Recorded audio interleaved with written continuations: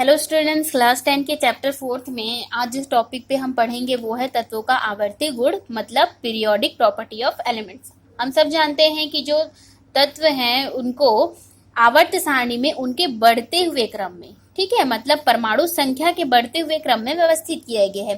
तो जब तत्वों को परमाणु संख्या के बढ़ते क्रम में व्यवस्थित किया गया तो उनके गुणों में कुछ आवर्तिता दिखाई देती है, पीरियोडिसिटी दिखाई देती है। मतलब जो एक समूह के गुण है वो समान है, और ठीक है, एक आवर्ती के गुण में क्या होता है, कुछ परिवर्तन होते हैं। मतलब हम देखेंगे कि बाएं से दाएं जाने पर गुणों में क्या परिवर्तन होता है और समूह में ऊपर से नीचे आने पर गुणों में क्या परिवर्तन होता है। ठीक है, तो उसी को हम एक एक करके पॉइंट वाइज पढ़ेंगे। ठीक है, तो सबसे पहले जो गुण है हमारा संयोजकता का गुण आता है, ठीक है, जिसको इंग्लिश में बोला जाता है वैलेंसी। अब संयोजकता को इलेक्ट्रॉनिक विन्यास से समझा जा सकता है, जैसे कि आप लोगों ने 11th में भी पढ़ा होगा संयोजकता के बारे में या संयोजी इलेक्ट्रॉनों के बारे में। तो देखिए, जैसे सोडियम है, उसका परमाणु क्रमांक कितना होता है 11। इसका इलेक्ट्रॉनिक विन्यास निकालेंगे तो क्या होगा 2 8 1। ठीक है, तो ये इसके बाहरी कोश में जो इलेक्ट्रॉन है, कितने इलेक्ट्रॉन है, एक इलेक्ट्रॉन है, ये इसका क्या कहलाएगा, संयोजी इलेक्ट्रॉन कहलाता है। ठीक है, बाहरी कोश में जो इलेक्ट्रॉन रहता है उस को संयोजी इलेक्ट्रॉन कहते हैं, और वो उसकी संयोजकता भी होता है। जैसे ये सोडियम जो है अगर क्लोरीन से क्रिया करेगा, जैसे क्लोरीन का परमाणु क्रमांक होता है 17, ठीक है, 17 इलेक्ट्रॉन होंगे इसमें, 2 8 7, ये इसका इलेक्ट्रॉनिक विन्यास है। तो जब ये सोडियम जो है क्लोरीन के साथ क्रिया करेगा तो सोडियम क्या करेगा, अपना एक इलेक्ट्रॉन इसको दे देगा। ठीक है, और क्लोरीन इस एक इलेक्ट्रॉन को ग्रहण कर लेगा और ग्रहण करके अपना अष्टक क्या कर लेगा, पूरा कर लेगा। देखिए, किसी भी परमाणु को अपना अष्टक पूरा करने के लिए या तो 2 इलेक्ट्रॉन चाहिए या तो 8 इलेक्ट्रॉन चाहिए। ठीक है, या तो उसके बाहरी कोश में 2 इलेक्ट्रॉन चाहिए, खैर के वाले में तो 2 ही इलेक्ट्रॉन भर सकते हैं पहले वाले कोश में, उसके बाद 8 और 8 फिर हम भर सकते हैं। ठीक है, लिमिट ज्यादा से ज्यादा 8 भर सकते हैं।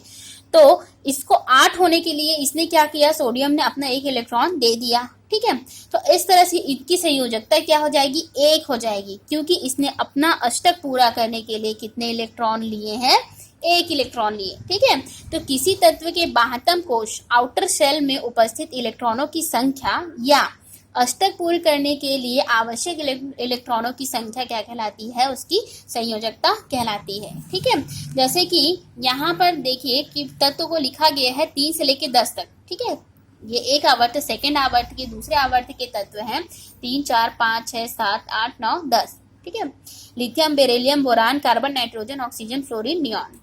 तो ये 10 तक के तत्वों को क्या किया गया है, लिखा गया है।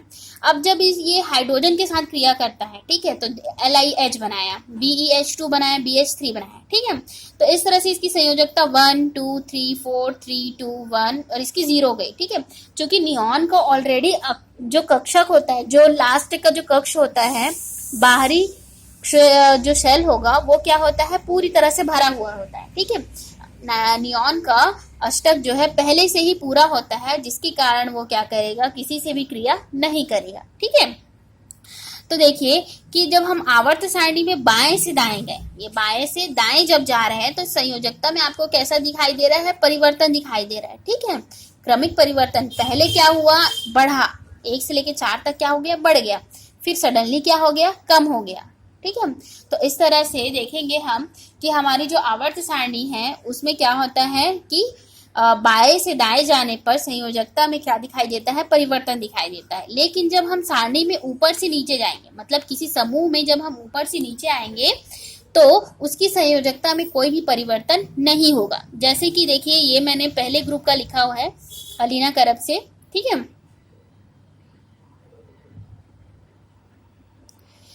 तो जब हम देखेंगे तो इन लोगों का इलेक्ट्रॉनिक विन्यास जब लिखते हैं, जैसे कि H का, हाइड्रोजन का तो 1 ही होता है, लिथियम का 2 1 हो गया क्योंकि इसका क्रमांक 3 होता है, इसका 11 होता है, इसका 19 होता है। ठीक है, तो 11 इसका क्या हो जाएगा, 2 8 1, और पोटेशियम का कितना होता है, 19 होता है, तो 2 8 8 1। ठीक है, तो आप देख रहे हैं कि इसके सबके बाहरी कोश वाले में कितने इलेक्ट्रॉन है, 1 इलेक्ट्रॉन है। ठीक है, तो इसके सबकी संयोजकता कितनी है, 1 है।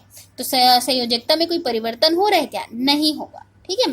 तो इस तरह से अगर हम आवर्त सारणी में बाएं से दाएं जाएंगे तो हमको संयोजकता में क्रमिक परिवर्तन दिखाई देता है, और जब हम ग्रुप में ऊपर से नीचे आएंगे, किसी समूह में हम ऊपर से नीचे आएंगे तो उसकी संयोजकता में कोई भी परिवर्तन दिखाई नहीं देता। इसका मतलब क्या है कि एक समूह के तत्वों की जो संयोजकता है वो एक समान होती है। जैसे कि समूह पहला है, ठीक है, हलीना करब से फ्रेंडशिप वाला जो समूह है उसकी संयोजकता क्या होगी, 1 होगी, ठीक है, 1 होगी। और देखिए ये तो हो गया, ये चीज जो है समझ में आ गया होगा आई थिंक। उसी तरह से जैसे कि लिथियम है, एक और एग्जांपल बता देती हूँ LiH का कैसे बना। जैसे कि लिथियम, इसका परमाणु क्रमांक 3 है, इसका इलेक्ट्रॉनिक विन्यास क्या हो जाएगा, 2 और 1 हो जाएगा, ठीक है। जब ये हाइड्रोजन के साथ क्रिया करेगा तो हाइड्रोजन के पास कितना है, 1 इलेक्ट्रॉन है, तो ये क्या करेगा, अपना जो 1 इलेक्ट्रॉन इसके साथ साझा कर लेगा, ठीक है, शेयर कर लेगा, तो इससे क्या हो जाएगा, LiH बनेगा। तो चूंकि कितने इलेक्ट्रॉनों का शेयरिंग हुआ है, यहाँ पे 1 इलेक्ट्रॉनों का शेयरिंग हुआ है, ठीक है, इसके लिए इसकी संयोजकता क्या हो जाएगी, 1 होगी। जो हमारा अगला गुण है वो है परमाणु आकार, ठीक है, एटॉमिक साइज। तो परमाणु के आकार की तुलना परमाणु त्रिज्या के मान के आधार पर की जाती है, ठीक है। क्या वर्ड आया यहाँ पे, परमाणु त्रिज्या। परमाणु त्रिज्या क्या होता है, परमाणु के नाभिक के केंद्र से, ठीक है, ये परमाणु के नाभिक का केंद्र है, तो नाभिक के केंद्र से उनके बाह्यतम कोश की दूरी, मान लीजिए ये सबसे इसका बाहरी कोश है, ठीक है, कितने कोश होते हैं, KLMN, इतने कक्षक होते हैं, ये आप पढ़े हुए हैं, ठीक है।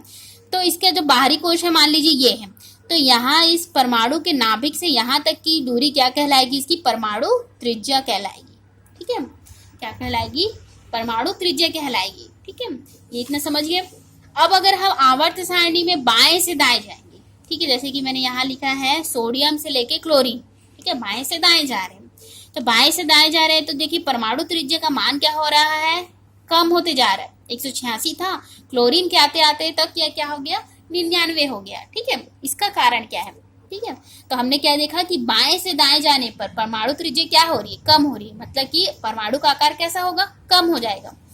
क्यों कम होगा, क्योंकि इसका रीजन है नाभिक का आवेश, ठीक है, इसको याद रखिएगा। परमाणु के आकार में अगर कमी हो रही है तो उसका कारण क्या हो जाएगा, नाभिक का आवेश, ठीक है। देखिए जो नाभिक होता है उसमें प्रोटॉन होता है तो वो धनावेशित होता है, ठीक है, और बाहर क्या होता है, इलेक्ट्रॉन घूमते रहते हैं, वो ऋणावेशित होता है। तो अगर नाभिक का आवेश जो है, ये जो प्लस चार्ज वाला है, इसका आवेश जब बहुत ज्यादा हो जाता है तो ये क्या करता है, इलेक्ट्रॉन को अपनी ओर आकर्षित करता है, ठीक है। और अगर इलेक्ट्रॉन को अपनी ओर आकर्षित करेगा तो ऑटोमेटिकली क्या हो जाएगा, इलेक्ट्रॉन इसके पास आएंगे तो आकार क्या हो जाएगा, छोटा हो जाएगा, क्योंकि ये इसको खींच रहा है, ठीक है। तो इस तरह से नाभिक का आवेश बढ़ने से क्या होगा, परमाणु की त्रिज्या कम हो जाती है, क्योंकि वो इलेक्ट्रॉन को अपनी ओर आकर्षित करता है, ठीक है। इसके जस्ट ऑपोजिट जब हम किसी समूह में ऊपर से नीचे जाएंगे, ठीक है, समूह में देखिए ऊपर से हम नीचे जा रहे हैं, लिथियम, सोडियम, पोटेशियम, ठीक है, तो इसमें हम ऊपर से नीचे जा रहे हैं तो देखिए जो साइज है ये बढ़ते जा रहा है ना। पहले लिथियम का साइज छोटा था तो ये जो है बढ़ रहा है, और इसमें क्या कहे, जब हम बाएं से दाएं जाएंगे तो कम होगा और ऊपर से नीचे आएंगे तो बढ़ेगा। क्यों बढ़ेगा, क्योंकि इसमें नाभिक का जो आवेश है कम हो जाता है, जैसे इसमें क्या होगा, नाभिक का आवेश ज्यादा होगा और इसमें क्या होगा, नाभिक का आवेश कम हो जाता है। जैसे कि आपको एक एग्जांपल बताया जाता है कि चुंबक है यहाँ पे और यहाँ पे लोहा है, तो वो क्या करेगा, आसानी से एक दूसरे को क्या कर लेगा, लोहे को अपनी ओर आकर्षित कर देगा, ठीक है, क्योंकि उनके बीच की जो दूरी है वो कम है, ठीक है। तो क्या होगा, और चुंबक का क्या होगा, चुंबक का आकर्षण बल बहुत ज्यादा होता है, इसलिए पास पास होने पर वो आसानी से उसको खींच सकता है। लेकिन क्या है, जब हम चुंबक को लोहे से बहुत दूर रख दें, ठीक है, तो वो क्या होगा कि इसमें आकर्षण का अनुभव नहीं हो पाएगा, ठीक है, क्योंकि उसके और इसके बीच की दूरी क्या है, बहुत ज्यादा है। तो उसी तरह क्या होगा कि इसमें क्या होगा कि जैसे हम ऊपर से नीचे जाते हैं तो इलेक्ट्रॉनों की संख्या बढ़ती जाती है, जैसे कि यहाँ 3, 11, फिर 19, फिर 37, ठीक है, 37। तो इस तरह से इलेक्ट्रॉनों की संख्या बढ़ती जा रही है और कोश की भी संख्या क्या हो जाती है, बढ़ती जाती है, ठीक है, इधर पे आके 6 हो जाती है। तो इस तरह से कोशों की भी संख्या बढ़ती जा रही है। तो कोश क्या होते हैं, नाभिक है उससे बहुत दूर होते जा रहे हैं, ठीक है, बहुत दूर होते जाते हैं, जिससे क्या होता है, उनका साइज भी बढ़ता है और वो जो नाभिक है वो उसको आकर्षित भी नहीं कर पाता है, ठीक है। तो इसलिए ये क्या है, अच्छा, इसको परिरक्षण प्रभाव भी कहते हैं, ठीक है। तो इस तरह कारण हम देखते हैं कि जब हम बाएं से दाएं जाएंगे तो नाभिक का आवेश अधिक होने के कारण वो इलेक्ट्रॉन को अपनी ओर आकर्षित करता है और परमाणु त्रिज्या का मान क्या हो जाता है, कम हो जाता है, ठीक है, आकार क्या होगा, छोटा हो जाएगा। लेकिन जब हम ऊपर से नीचे जाते हैं समूह में तो इलेक्ट्रॉनों की संख्या बढ़ती है और कोशों की भी संख्या बढ़ती है, जिसके कारण नाभिक का आवेश क्या हो जाता है, कम होता है और इलेक्ट्रॉन को वो अपनी ओर आकर्षित नहीं कर पाता है और जो साइज होता है वो बड़ा हो जाता है, ठीक है, बड़ा रहेगा। तो इस तरह से समझ गए होंगे। अब देखिए धात्विक गुण और अधात्विक गुण, ठीक है, मेटेलिक प्रॉपर्टी और नॉन मेटेलिक प्रॉपर्टी। तो धातु किसे कहते हैं और अधातु किसे कहते हैं, जो तत्व इलेक्ट्रॉन को त्याग कर, ठीक है, इलेक्ट्रॉन को त्याग कर धन आयन बनाते हैं ना, इलेक्ट्रॉन को त्याग कर धन आयन बनाते हैं, वो क्या कहलाएंगे, धातु कहलाते हैं, ठीक है। जैसे यहाँ पे सोडियम है तो सोडियम अपना एक इलेक्ट्रॉन क्या कर देता है, दान दे देता है, तो ये Na+ हो जाएगा, ठीक है। तो इस तरह से क्या है, जो तत्व इलेक्ट्रॉन को त्याग कर धन आयन बनाता है वो धातु होगा और जो तत्व इलेक्ट्रॉन को ग्रहण करके ऋण आयन बनाता है वो अधातु होगा। जैसे यहाँ पे क्लोरीन है, ठीक है, तो क्लोरीन 2 8 7, तो ये क्या करता है, सोडियम से एक ले लेता है, ठीक है, तो क्लोरीन क्या बनाएगा, माइनस बनाएगा, ठीक है।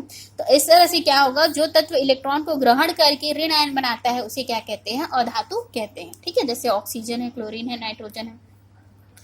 और देखिए कि यहाँ पे इसको एक और तरह की समझ सकते हैं। मान लीजिए 2 बच्चे हैं, एक का नाम राकेश है, एक का नाम जय है। तो राकेश ने क्या किया, जय को एक पेन दे दिया, ठीक है। तो राकेश के ऊपर कौन सा चार्ज आएगा, प्लस चार्ज, और चूंकि जो जय है वो ले लिया पेन को, ऋणी हो गया, इसलिए इसके ऊपर कौन सा चार्ज आ जाएगा, माइनस चार्ज आएगा, ऋण लग जाएगा, ठीक है। इस तरह से आप समझ गए होंगे। और देखिए कि ये तो होगा धातु और अधातु, इसके अलावा एक और होता है उपधातु जिसको कहते हैं, ठीक है।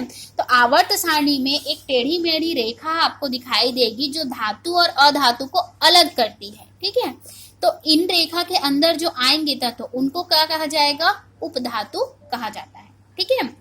जो अलग करती है रेखा, उन रेखा के ऊपर जो तत्व आएंगे वो क्या कहलाएंगे, उपधातु कहलाएंगे। जैसे कौन कौन तत्व आ सकते हैं, बोरॉन है, सिलिकॉन है, आर्सेनिक, जर्मेनियम, एंटीमनी, टेल्यूरियम और पोलोनियम, ठीक है। ये तत्व क्या है, उपधातु में आते हैं, ठीक है। जैसे आपको दिखा देती हूँ, ये देखिए, ठीक है, ये जो आपको डार्क कलर में दिख रहा है यहाँ, बोरॉन से लेके silicon, germanium, arsenic, antimony, tellurium, polonium, तो ये जो है ये क्या है, उपधातु है। इधर के जितने भी हैं वो क्या कहलाएंगे, धातु कहलाएंगे, और ये इधर जो है वो क्या कहेंगे, जो है अधातु है, ठीक है।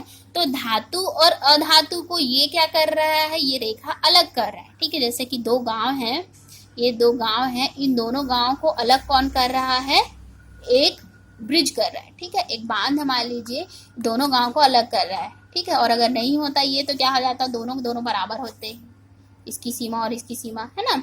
तो इस तरह से क्या हो जाती कि ये धातु है और ये अधातु है, तो इन दोनों को अलग करने वाली की रेखा के बीच में जो तत्व आते हैं वो क्या कहलाएंगे, उपधातु कहलाएंगे। और जो आवर्त सारणी में बाएं से दाएं जाने पर, ठीक है, बाएं से दाएं जाने पर धातु के गुणों में कमी होती है और ऊपर से नीचे आने पर धातुओं के गुणों में वृद्धि होती है। जैसे कि यह देखिए, जब हम ऊपर से नीचे आएंगे समूह में तो धातु के गुणों में वृद्धि होगी, ठीक है, धात्विक गुण बढ़ेंगे। लेकिन जब हम बाएं से दाएं जाएंगे तो क्या होंगे कि इधर अधातु आ रहे हैं, ठीक है, तो धातु के गुणों में क्या हो जाएगी, कमी होगी, है ना।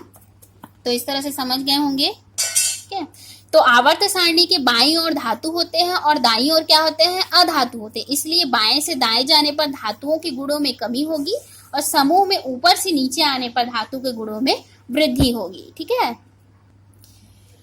तो अगला जो गुण है वो है आयनन ऊर्जा का, जिसको आयनन विभव भी कहते हैं, आयोनाइजेशन एनर्जी या फिर आयोनाइजेशन पोटेंशियल, ठीक है। तो देखिए, उदासीन परमाणु से एक इलेक्ट्रॉन के निकलने पर धन आयन बनने की जो प्रक्रिया होती है उस प्रक्रिया को क्या कहते हैं, आयनन कहते हैं, ठीक है, समझ गए। कोई भी उदासीन परमाणु है, अगर उससे हम एक इलेक्ट्रॉन को निकाल लेंगे, जैसे कि ये सोडियम है, ये गैसीय अवस्था में है, जब इसमें से हम एक इलेक्ट्रॉन को निकाल लेंगे तो इसमें धन आयन हो जाएगा। इसने एक इलेक्ट्रॉन त्याग दिया, इससे एक इलेक्ट्रॉन बाहर निकल गया, इसके लिए इसके ऊपर कौन सा चार्ज आ जाएगा, प्लस चार्ज आ जाएगा, ठीक है। तो जब ये धन आयन बना लेगा तो इस प्रक्रिया को क्या कहेंगे, हम आयनन कहेंगे, ठीक है, समझ गए। तो अतः किसी भी गैसीय अवस्था में अगर कोई परमाणु है, उससे एक इलेक्ट्रॉन निकालने के लिए जितनी ऊर्जा की आवश्यकता होगी, ठीक है, जितनी एनर्जी की जरूरत होगी, उस एनर्जी को क्या कहते हैं? आयोनाइजेशन एनर्जी कहते हैं, ठीक है, आयनन ऊर्जा कहेंगे। आयनन ऊर्जा की इकाई क्या होती है? इलेक्ट्रॉन वोल्ट, जिसको ईवी से शो करते हैं, इसीलिए इसको आयनन विभव भी कहेंगे, ठीक है। अब जब हम आवर्त सारणी में बाएं से दाएं जाएंगे तो आयनन ऊर्जा के मान में क्या होती है? वृद्धि होती है। और समूह में जब हम ऊपर से नीचे आएंगे तो आयनन ऊर्जा का मान क्या होगा? कम होगा, ठीक है। इसका रीजन क्या है? जब हम बाएं से दाएं गए तो आयनन ऊर्जा का मान अधिक हो गया। क्यों हो गया? क्योंकि अभी जस्ट मैं पहले बताई कि जब हम बाएं से दाएं जाते हैं तो नाभिक का जो आकर्षण है वो क्या हो जाता है? बढ़ जाता है। तो बाएं से दाएं जाएंगे तो नाभिक का आकर्षण बढ़ जाएगा, तो ये जो इलेक्ट्रॉन होगा तो नाभिक क्या करेगा? इसको खींचेगा, ठीक है, और इसको इधर भी खींचा जाएगा, ठीक है। इससे एक इलेक्ट्रॉन निकालना भी है और नाभिक का आवेश ज्यादा है चूंकि, इसलिए ये नाभिक भी इस इलेक्ट्रॉन को खींचेगा और इसको बाहर भी निकलना है, ठीक है। तो अब मान लीजिए दो तरफ है, दोनों तरफ से लोग जो है रस्सी को खींच रहे हैं, तो एक साइड वाले क्या करेंगे? ज्यादा एनर्जी लगाएंगे, तब ना अपनी ओर जो है रस्सी को खींच पाएंगे, ठीक है।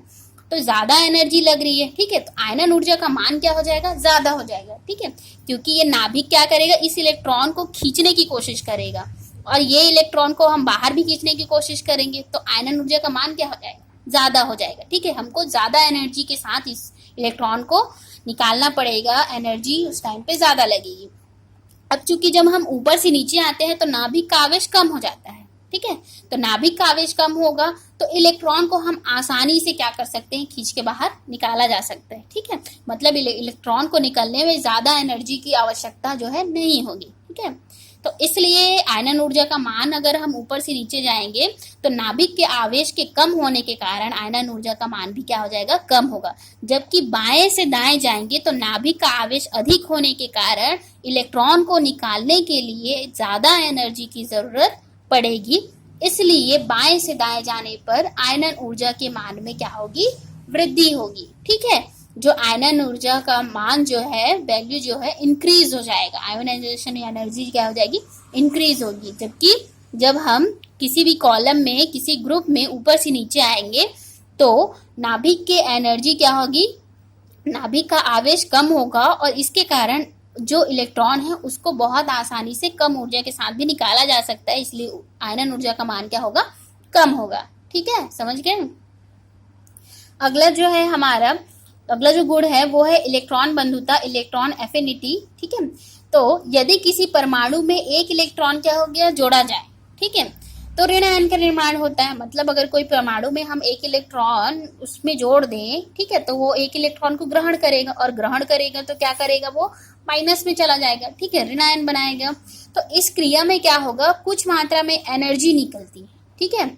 इस क्रिया में, इस प्रोसेस में क्या होगा कि कुछ मात्रा में एनर्जी जो है रिलीज होती है, इसी को क्या कहते हैं? इलेक्ट्रॉन बंधुता कहते हैं। जैसे यहाँ पे है, कोई भी तत्व है उससे अगर हम एक इलेक्ट्रॉन दे देते हैं तो वो ग्रहण करके माइनस में चला जा रहा है, और माइनस में चला जा रहा है तो कुछ मात्रा में एनर्जी भी देता है, यही क्या कहलाएगी? इसकी इलेक्ट्रॉन बंधुता कहलाएगी, ठीक है। जैसे कि एक क्लोरीन है, क्लोरीन गैसीय अवस्था में है, प्लस इसमें क्या करेंगे? हम इसको एक इलेक्ट्रॉन दे देंगे, तो क्लोरीन क्या करता है? इलेक्ट्रॉन को ग्रहण करने की क्षमता रखता है, तो इसने ग्रहण किया और ये माइनस में चला गया, तो इसमें क्या होगी? कुछ मात्रा में एनर्जी भी निकलती है, ठीक है।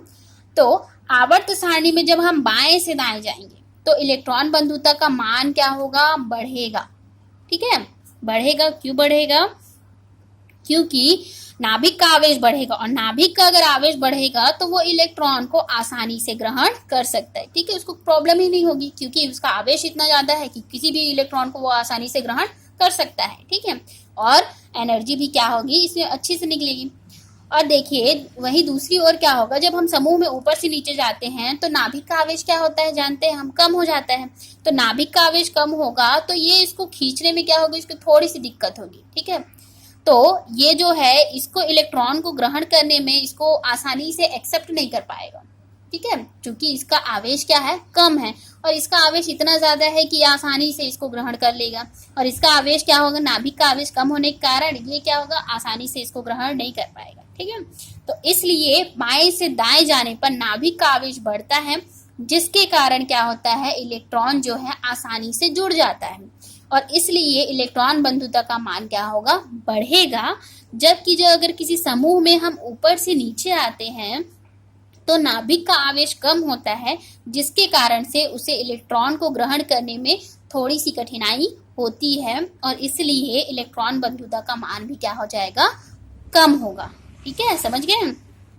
और अगर पूछा जाता है कि पूरे आवर्त सारणी में किस समूह के तत्वों की इलेक्ट्रॉन बंधुता सबसे अधिक होती है, तो वो 17वें समूह के तत्व हैं। ठीक है, 17वें ग्रुप के जो तत्व हैं, मतलब फिर कल बाहर आएगी आंटी, है ना। इसका होता है 9, इसका होता है 17, इसका होता है 35, इसका होगा 35 के बाद कितना होता है आयोडीन का 53, है ना।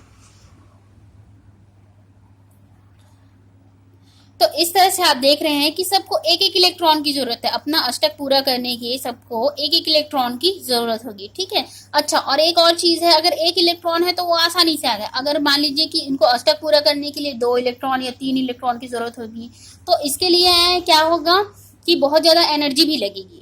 ठीक है, तो और आसानी से ग्रहण भी नहीं होता। ठीक है, अगर आप किसी काम को एक एक करके करते हैं तो बहुत जल्दी हो जाएगा और आसानी से भी होगा। अगर बहुत सारे काम है उसको आपको एक साथ करना है तो वो नहीं होगा। ठीक है, पॉसिबल नहीं होगा, थोड़ी सी कठिनाई तो होगी ही। ठीक है, तो इस तरह से जो 17वें समूह के जो तत्व होगी उनकी इलेक्ट्रॉन बंधुता का मान सबसे ज्यादा होगा। ठीक है, इसको याद रखिएगा, 17वें समूह के तत्वों को की जो इलेक्ट्रॉन बंधुता होती है, इलेक्ट्रॉन एफिनिटी होती है, वो सबसे अधिक होगी। अगला जो है हमारा गुण है वो है विद्युत ऋणता या इलेक्ट्रोनेगेटिविटी। ठीक है, इसमें क्या कहते हैं कि अगर किसी परमाणु के द्वारा साझे के इलेक्ट्रॉन को अपनी ओर आकर्षित करने की क्षमता को विद्युत ऋणता कहते हैं। ठीक है, क्या कहा, किसी परमाणु के द्वारा साझे का इलेक्ट्रॉन, जैसे कि यहाँ पे HCl अगर हमको बनाना है तो ये हाइड्रोजन का इलेक्ट्रॉनिक विन्यास, ये क्लोरीन का इलेक्ट्रॉनिक विन्यास। ठीक है, तो ये क्या करेगा, हाइड्रोजन के बाहरी कोश में 1 इलेक्ट्रॉन, इसके बाहरी कोश में 7 इलेक्ट्रॉन, 1 2 3 4 5 6 7। ठीक है, तो ये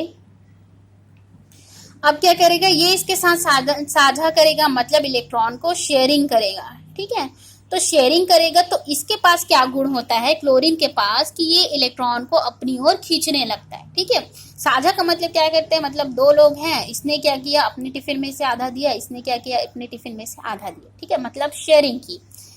बट इसके पास क्या गुण है, एक के पास क्या गुण है कि इसको अपनी ओर खींच रहा है, इलेक्ट्रॉन को अपनी ओर खींच रहा है, जिसके कारण इसके ऊपर पार्शियली माइनस चार्ज आ जाता है और इसके ऊपर पार्शियली प्लस चार्ज आ जाता है। ठीक है, आंशिक धनावेश और आंशिक ऋणावेश आ जाता है, इसी को क्या कहते हैं, विद्युत ऋणता कहते हैं। ठीक है, समझ गए कि जब ये जो साझे का इलेक्ट्रॉन है, हालांकि साझा है तो मतलब दोनों का ये जो इलेक्ट्रॉन है, इसके इलेक्ट्रॉन के ऊपर इसका भी हक है, इसके इलेक्ट्रॉन के ऊपर इसका भी हक है। ठीक है, बट साझे के इलेक्ट्रॉन को अगर कोई अपनी ओर आकर्षित करने की क्षमता रखता है, जैसे क्लोरीन के पास ये क्षमता है कि वो इलेक्ट्रॉन को अपनी ओर क्या करता है, खींचने की कोशिश करेगा।